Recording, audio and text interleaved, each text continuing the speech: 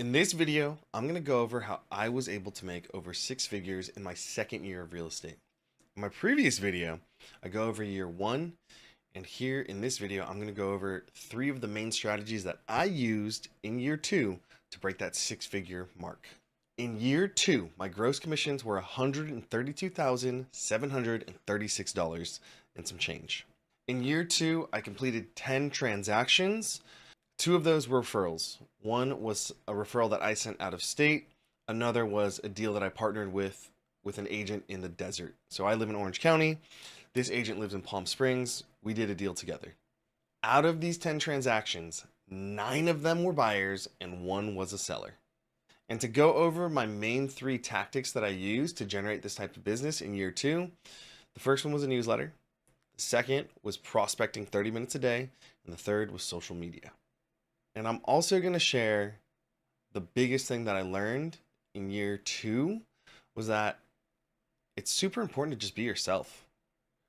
In my first year, I was a part of an office where they were trying to make me someone that I wasn't. So they'd always be like, "Oh, you need to wear a suit. You need to wear a suit and tie." And I actually left the corporate world because I didn't want to wear a suit and tie. So there was kind of this weird conflict of interest, or there was bad advice in that office because it wasn't who I was, and people can feel that. People can feel if you're uncomfortable, they're not going to feel comfortable, and you're not going to be able to build rapport as easily when you're talking to people. Additionally, in year one, the office that I was in, their main source of lead generation or prospecting was cold calling. And I tried that for a couple months. It was okay, but I did not love cold calling. So I just pictured myself, could I cold call for the next 10 years, a couple hours a day? And to me, that just sounds like a miserable life. So I didn't do that. And so I actually read the book from Ryan Serhant. He's a famous broker and he owns his own brokerage in New York. It's called Serhant. And one of his main strategies was start a newsletter. And so in that newsletter, it's just an email newsletter. It's once a month. I had one of my friends design something on MailChimp. Very simple. I would send it every month at the beginning of the month. And it would include 3 things, 3 quick paragraphs. The first paragraph would be a market update. It would just say kind of what's going on in the real estate market right now. The second paragraph would be my last month success, or I would share kind of what was going on with the team that I was on, how many units we got into escrow, what had recently sold. And I would kind of also put offerings in there of, hey, here's 3 properties that are featured. Here's one of our listings. And that would be like in the little sidebar. And the third paragraph, the most important paragraph, the paragraph that got me the most responses, was something personal. So I'd always share at the bottom a picture of something personal that happened in the previous month. For example, we adopted a dog.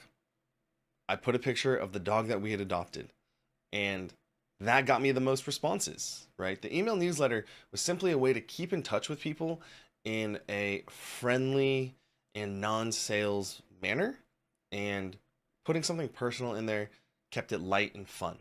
I would highly recommend every real estate agent do a newsletter and keep it personal. Don't make it this super fancy thing. Just make it an easy way to stay in touch with people. And email allows people to respond at their pace as well. Okay, second tactic that I used in year two was just normal prospecting. And when I say prospecting means reaching out, outbound messages to prospective clients. So I would pretty much go through my phone book. I would just make sure if I hadn't talked to somebody, I would just catch up with them, see how they were doing. Inevitably, if they were someone somewhat close, they already knew that I was in real estate, and they would always ask me how the market is, or they would ask me what's going on with real estate. They'd always bring it up just naturally, right? So you don't have to go out of your way to say, hey, this is what's going on with the market. And so a part of prospecting, right, at my old firm in year one, it was cold calling. So outbound to people you don't know.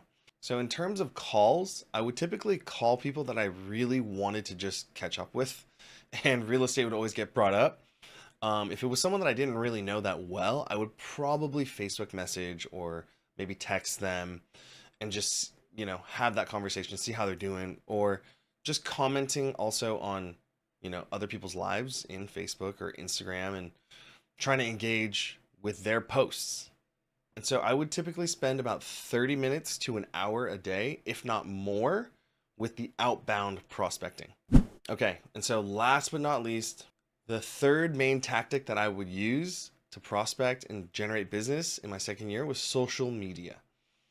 And so I would post on Instagram and Facebook. I think at the time I had a little bit less than 1,000 followers on social media. I think I got 3 or 4 deals that year from my social media posts. And I by no means had a spectacular social media presence. I was just figuring it out. I'm not a very creative person in terms of design or aesthetics. I mean, I'm pretty, I hate to say it, but basic. You're basic. Yeah, I noticed. But the one video that really stood out to me that actually got me business was me talking about my process helping a first-time buyer. She was my college roommate. And from that video that I just posted of myself, walking through the experience, walking through how I cared about her, another acquaintance from college reached out and he had mentioned, well, I've been looking for a year and a half in that area that you work in Orange County. And he was working with an agent from LA, which is about an hour away, for a year and a half. He had no success. And he said, hey, it looks like you're helping people get into homes. Can we set up a time to meet and can we chat? So that was like a direct, I can 100% say that I got a client from that video because I asked him, what made you want to reach out to me? And he said, I saw your video where you talked about helping this other client that went to college with us. And I haven't had luck with the agent that I've been working with. And so we ended up getting him into a home. And that was probably one of my favorite transactions because he was so grateful and he had been through such a long search. But the fact that I was just vulnerable and real about me caring, it was more than a transaction for me with that other client. And he could feel that through the video. And that's what he told me. So if you're a new agent and you're kind of scared to put yourself out there on social media, I would say get over your fears because you never know who you'll connect with online. And to take a step back with the social media, I did not have a huge following, right? I had probably a little bit less than 1,000, maybe 900 something followers on Instagram. I'm not really sure how many on Facebook. But the more people see you doing real estate activities, the more they're going to associate you with real estate. And so fast forward to today, I'm going into my 5th year. Much of my business has been from social media. And so I would definitely urge you to consider using social media to generate business. And keep in mind, it's all of it combined, right? The social media, the email marketing, the calls and the text messages. And there's a phrase in real estate that you want to be top of mind. When people think real estate, they need to think Darren Tsai, or they need to think of you when you get your license. And so just a quick recap of the strategies that I used to break 6 figures, right? Prospecting, 30 minutes to an hour a day. That's outbound messages, Facebook, Instagram, Twitter, text, call, just having conversations with people about real estate. Email newsletter, right? It could be once a week, it could be once a month, but make sure you include something personal in there so you're building that connection with people. And then last but not least, social media. And I want you to just remember, your job as a real estate agent is to provide value to people. Provide value by connecting sellers with buyers and buyers with sellers, right? That's our main job, is to help people get into homes and help people sell their homes by connecting each other. And then don't forget, be yourself. People are going to feel if you're trying to be someone that you're not. If you thought this video was helpful, please subscribe. And if you have any questions about prospecting, social media, email marketing, anything related to generating more business in real estate, feel free to email me.